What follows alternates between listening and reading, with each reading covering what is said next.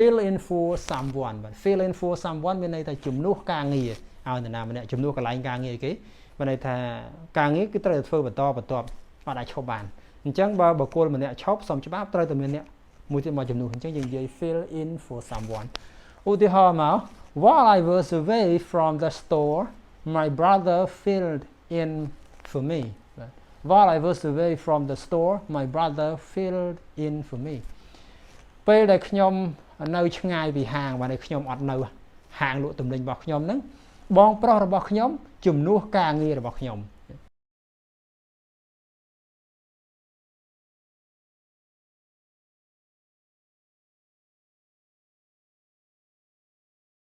បាទជំរាបសួរនិងសួស្តីបងប្អូនអ្នកសិក្សាភាសាអង់គ្លេសទាំងអស់គ្នាបាទសូមស្វាគមន៍មកកាន់ក្លឹបភាសារបស់យើងបាទហើយក៏អរគុណច្រើនដែលបងប្អូនគាំទ្រសិក្សាភាសាអង់គ្លេសជាមួយ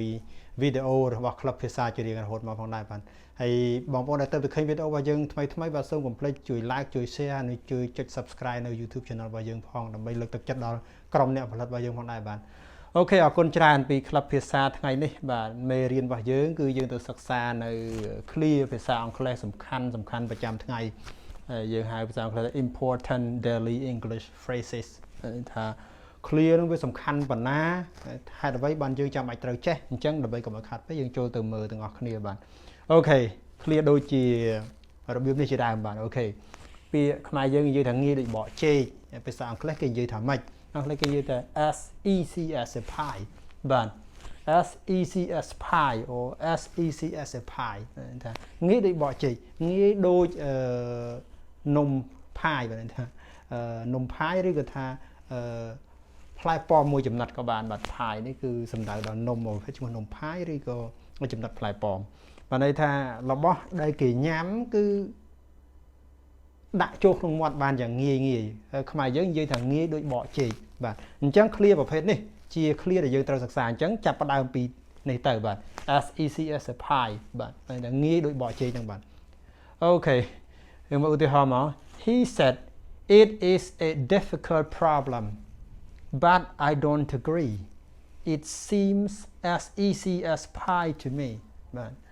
គាត់បាននិយាយថា it's a difficult problem វាជាបញ្ហាដ៏លំបាកប៉ុន្តែខ្ញុំមិនយល់ស្របទេ it seems as easy as pie to me វាហាក់ដូចជាងាយដូចបកចេកអញ្ចឹងចំពោះខ្ញុំអញ្ចឹងអ្នកហ្នឹងគាត់និយាយយើងអាចយកពាក្យ as easy as pie ហ្នឹងមកប្រើក្នុងប្រយោគបានបងប្អូនចេះមក clear អញ្ចឹងយកទៅបង្កើតប្រយោគផ្សេង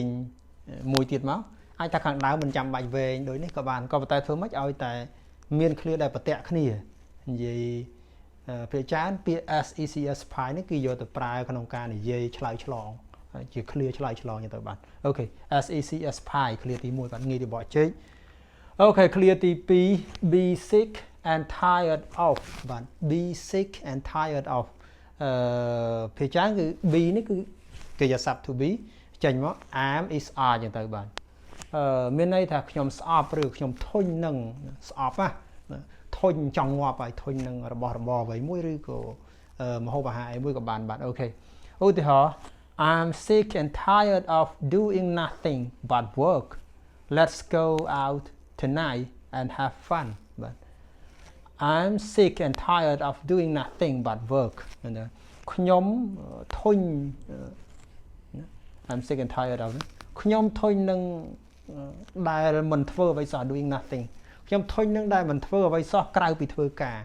បាទន័យថាចេញចូលមួយថ្ងៃធ្វើតែការក្រៅពីការងារអត់ដែលមានអីសោះអញ្ចឹងគាត់ធុញនឹងអាដែលអត់មានសកម្មភាពអីផ្សេងក្រៅពីធ្វើការហ្នឹងគាត់និយាយអញ្ចឹង I'm sick and tired of doing nothing but work ខ្ញុំធុញទ្រាន់នឹងតែខ្ញុំស្អប់ធ្វើតែការមិនដែលធ្វើអីផ្សេងផងបាទ Let's go out tonight and have fun តោះយប់នេះចេញទៅក្រៅទៅរលេងសើចសប្បាយម្ដងនិយាយថាទៅញ៉ាំអីឬក៏ទៅដើរលេងរាំច្រៀងអីចឹងទៅបាទ go out ហ្នឹងបាទទៅចេញទៅខាងក្រៅបាទ Let's go out tonight and have fun បាទ have fun ហ្នឹងបាទថាធ្វើមានសកម្មភាពអីសប្បាយចឹងទៅបាទអូខេអញ្ចឹង clear របស់យើងគឺ be sick and tired of បាទថាធុញនឹងអ្វីមួយឬក៏ស្អប់សកម្មភាពអ្វីមួយបាទ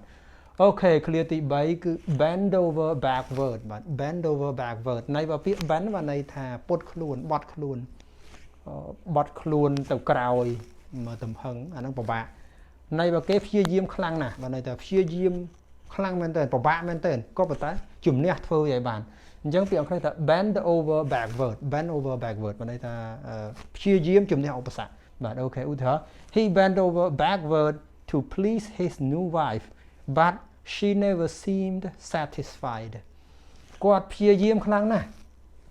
ដើម្បីផ្គាប់ចិត្តប្រពន្ធថ្មីរបស់គាត់ please នេះប្រែថាផ្គាប់ចិត្ត please his new wife ផ្គាប់ចិត្តប្រពន្ធថ្មីរបស់គាត់ប៉ុន្តែនាងដូចជាមិនដែលពេញចិត្តផង seems never seems satisfied ដូចជាមិនដែលពេញចិត្តផង he bent over backward to please his new wife but she never seemed satisfied គាត់ព្យាយាមខ្លាំងណាស់ដើម្បីផ្គាប់ចិត្តប្រពន្ធថ្មីរបស់គាត់ក៏ប៉ុន្តែនាងប្រពន្ធថ្មីនោះមើលទៅដូចមិនដែលចេះស្កប់ស្កល់ឬក៏គាប់ចិត្តនឹងអ្វីដែលប្តីធ្វើនឹងផងបាទអូខេបន្តទៅទៀតហួសបាទអូខេទី4បាទ bite off more than one can chew បាទ bite off more than one can chew วันนี้ធម្មតាតាមពាក្យណាខំផ្ដាច់ចេញពីដុំធំហ្នឹងច្រើនជាងអ្វីដែលយើងអាចទៅពៀបានឈូនេះប្រែទៅពៀបាយនេះប្រែទៅខំបើតែខំធំជាងមាត់អាចទៅពៀបានក៏ប៉ុន្តែជាន័យដែលគេនិយាយគឺគេមិននិយាយក្នុងន័យត្រង់ទេគេនិយាយក្នុងន័យថាទទួលបន្ទុកការងារច្រើនលើសលប់ពេកបើន័យថាធ្វើការងារច្រើនពេកវាមានភារៈទំនួលខុសត្រូវនឹងច្រើនមែនតើអញ្ចឹងគេនិយាយភាសាអង់គ្លេសអញ្ចឹងគេថា bite off more than one can chew តែខំធំជាងអ្វីដែលខ្លួនឯងទៅពៀបានអូខេឧទាហរណ៍ Dara has to work 8 hours a day with another 8 hours classes it seems he has bitten off more than he can chew បាទ Dara ត្រូវធ្វើការ8ម៉ោងក្នុងមួយថ្ងៃជាមួយនឹង8ម៉ោងទៀតនៅក្នុងថ្នាក់រៀនបានន័យថាធ្វើការ8ម៉ោងហើយរៀន8ម៉ោងទៀតបាទ it seems he has bitten off more than he can chew វាហាក់ដូចជាគាត់ហ្នឹងទទួលបន្ទុកការងារច្រើននៅលោកពេក6 10ម៉ោងមួយថ្ងៃទាំងការងារទាំងការសិក្សាអញ្ចឹងវាច្រើនពេកគាត់អាចបន្ថយធ្វើការងារតែ5 6ម៉ោងហើយគាត់រៀនតែ4 5ម៉ោងអីចឹងទៅវាអត់សូវធ្ងន់ទេដល់ពេល8ម៉ោង16ម៉ោង16ម៉ោងក្រៅពីម៉ោងគេគឺម៉ោងរៀនម៉ោងធ្វើការអញ្ចឹងវាធ្ងន់សម្រាប់គាត់អូខេអញ្ចឹងវា bite off more than one can chew វាន័យថាទទួលបន្ទុកការងារលើសលប់ពេកបាទអូខេក្នុងទម្រង់នេះ has bitten បាទអូខេអញ្ចឹង clear ទី4ទី5បាទ to be broke បាទ to be broke មានន័យថាដាច់លុយខ្មែរយើងច្រើននិយាយតែដាច់យ៉ៃខ្ញុំដាច់យ៉ៃហើយអូខេឧទាហរណ៍មក I have to borrow some money from my dad right now I'm broke ខ្ញុំត្រូវខ្ចីលុយខ្លះពីឪពុករបស់ខ្ញុំឥឡូវហ្នឹងខ្ញុំដាច់យ៉ៃហើយបាទអូខេ I'm broke បងប្អូនចេះពាក្យ broke នឹងមួយគេប្រើជាមួយ verb to be និយាយថា I'm broke ខ្ញុំដាច់យ៉ៃខ្ញុំដាច់លុយអូខេ to be broke បាទអូខេបន្តទៅទៀតទី6បាទ change one's mind បាទបដូរចិត្តបានន័យថាសម្រាប់ចិត្តពីមុនផ្សេងឥឡូវការសម្រាប់ចិត្តនោះវាទៅផ្សេងអញ្ចឹងគេហៅថាបដូរចិត្តអូខេ change ធម្មតា mind គឺចិត្តបាទឧទាហរណ៍មក I was planning to work late tonight but I changed my mind I'll do extra work on the weekend instead បាទខ្ញុំបានរៀបគម្រោងថាធ្វើការដល់យប់ជ្រៅយប់នេះបាទ work late មិនធ្វើការ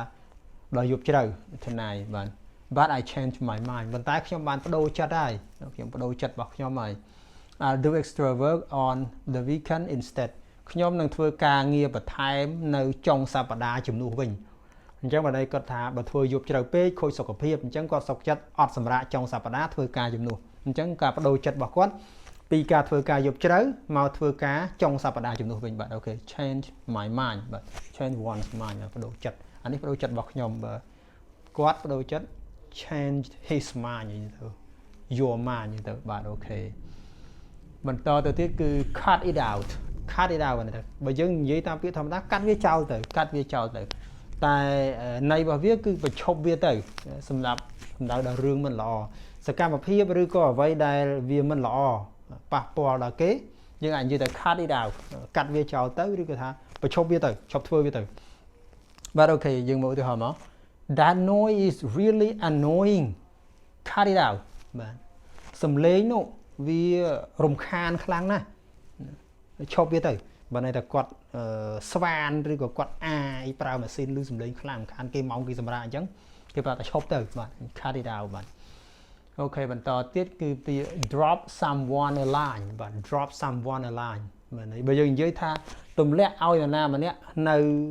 ពាក្យមួយបន្ទាត់បើយើងនិយាយពាក្យ a line ហ្នឹងមានន័យថាពាក្យមួយបន្ទាត់ហើយ drop ហ្នឹងទម្លាក់ឲ្យទម្លាក់ពាក្យមកបន្ទាត់ឲ្យនរណាម្នាក់តែន័យរបស់គេមិនអញ្ចឹងទេផ្ញើសម្បត្តិមានផ្ញើសម្បត្តិទៅនរណាម្នាក់ drop someone a line ហ្នឹងមានន័យថាផ្ញើសម្បត្តិទៅនរណាម្នាក់ដូចសម័យឥឡូវគេផ្ញើ line ឬក៏ផ្ញើ messenger ផ្ញើអីគេទៅតែពីសម័យមុនគឺផ្ញើសម្បត្តិពាក្យហ្នឹងទូទៅគឺផ្ញើសម្បត្តិបាទដើម្បីបង្កើតទំនាក់ទំនងបាទអូខេ drop someone a line ឧទាហរណ៍យើងមើលមក It was good to meet you and I hope we can see each other again drop me a line when you have time បាទអូខេនេះit was good to meet and I hope we can see each other again វាជារឿងល្អណាស់ដែលយើងបានដែលខ្ញុំបានជួបអ្នក to meet you ដែលខ្ញុំបានជួបអ្នកហើយខ្ញុំសង្ឃឹមថាយើងអាច see each other again ជួបគ្នាម្ដងទៀតយើងអាចជួបគ្នាម្ដងទៀតជួបគ្នាជាថ្មីម្ដងទៀតអូខេ drop me a line when you have time បាទអ្នកឯងទំនេរផ្ញើសម្បត្តិមកឲ្យខ្ញុំផងបាទន័យថាឬក៏ផ្ញើសារមកឲ្យខ្ញុំក៏បានដែរផ្ញើសារខ្លីមកបន្ទាត់ពីបន្ទាត់តាម Messenger សម័យឥឡូវបាទអូខេ drop me a line ន័យរបស់គេអញ្ចឹងបាទ drop me a line គឺផ្ញើសម្បត្តិឬក៏ផ្ញើសារបាទអូខេបន្តទៅទៀតបាទ figure something out បាទ figure something out មានន័យថាឆ្វេងយល់បានបាទន័យថាសង្កេតពិនិត្យទៅអាចដឹងអាចជ្រាបពីខ្លឹមសារបានអូខេមកយើងនិយាយទៅឆ្វេងយល់បានឧទាហរណ៍មក I don't understand how to do this problem take a look at it maybe you can figure it out បាទអូខេខ្ញុំមិនយល់អំពីរបៀបធ្វើរឿងហ្នឹងទេឬក៏បញ្ហាទេឬថារបៀបដោះស្រាយបញ្ហាហ្នឹងទេខ្ញុំមិនយល់ពីរបៀបធ្វើទេ take a look at it អញ្ចឹងគេថាម៉េច take a look at it បាទថាកលេចមើលវាទៅមើលឬថាសម្លឹងមើលវាទៅមើល maybe you can figure it out ប្រហែលជាអ្នកឯងអាចយល់វាបានអាចឆ្វេងយល់ពីវាបានចេញមកគាត់អត់ទាន់ដឹងថាអត់ដែរជួបអត់ដែរអីចឹងថាមិនដឹងធ្វើម៉េចមិនដឹងប្រើយ៉ាងម៉េចឧទាហរណ៍គេឲ្យទូរស័ព្ទថ្មីមិនដឹងប្រើយ៉ាងម៉េចអ្នកឯងមើលវាសិនទៅមើលក្រៃឡូអ្នកឯងអាចឆ្វេងយល់វាបានជួនកាលក៏លឹះឬក៏ key នៅក្នុងទូរស័ព្ទហ្នឹងវាដូចគ្នាយើងអាចឆ្វេងយល់វាបានអូខេកន្លែងហ្នឹងគេ figure something out បាទយើងនិយាយ figure it out យ៉ាងទៅបាទអូខេបន្តទៅទៀតពាក្យទី10ចុងក្រោយគេសម្រាប់មេរៀននេះគឺ fill in for someone បាទ fill in for someone មានន័យថាជំនួសការងារឲ្យនរណាម្នាក់ជំនួសកន្លែងការងារគេមានន័យថាការងារគឺត្រូវធ្វើបន្តអត់អាចឈប់បានអញ្ចឹងបើបុគ្គលម្នាក់ឈប់សំច្បាប់ត្រូវតែមានអ្នកមួយទៀតមកជំនួសអញ្ចឹងយើងនិយាយ fill in for someone ឧទាហរណ៍មក while I was away from the store my brother filled in for me while I was away from the store my brother filled in for me ពេលដែលខ្ញុំ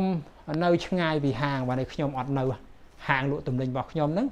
បងប្រុសរបស់ខ្ញុំជំនួសការងាររបស់ខ្ញុំជំនួសការងារឲ្យខ្ញុំបែរថាពេលខ្ញុំអត់នៅហាងបងប្រុសខ្ញុំគាត់ទៅលក់ជំនួសខ្ញុំបាទអូខេទាំងអស់នេះគឺជា clear 10 clear ដែលខ្ញុំចងក្រងជាមួយមេរៀនដើម្បីឲ្យបងប្អូនសិក្សាភាសាអង់គ្លេសរួមជាមួយនឹងឧទាហរណ៍បងប្អូនកុំភ្លេចរៀនចេះ clear ហើយយកវាទៅបង្កើតជាប្រយោគជាអីបានកាន់តែច្រើនកាន់តែល្អបើន័យថាបងប្អូនបង្កើតប្រយោគបានកាន់តែច្រើនបងប្អូននឹងកាន់តែចេះភាសាអង់គ្លេសផងដែរបាទអូខេអរគុណច្រើនសម្រាប់ការចំណាយពេលវេលាដ៏មានតម្លៃតាមដានសិក្សាភាសាអង់គ្លេសជាមួយក្លឹបភាសាបាទជាពិសេសគឺការតាមដានសិក្សាជាមួយវីដេអូមេរៀននេះតាំងពីដើមដល់ចប់បាទសូមខន្តីអធិស្ឋានរបស់ឆ្កងបាទសូមគោរពលាបាទ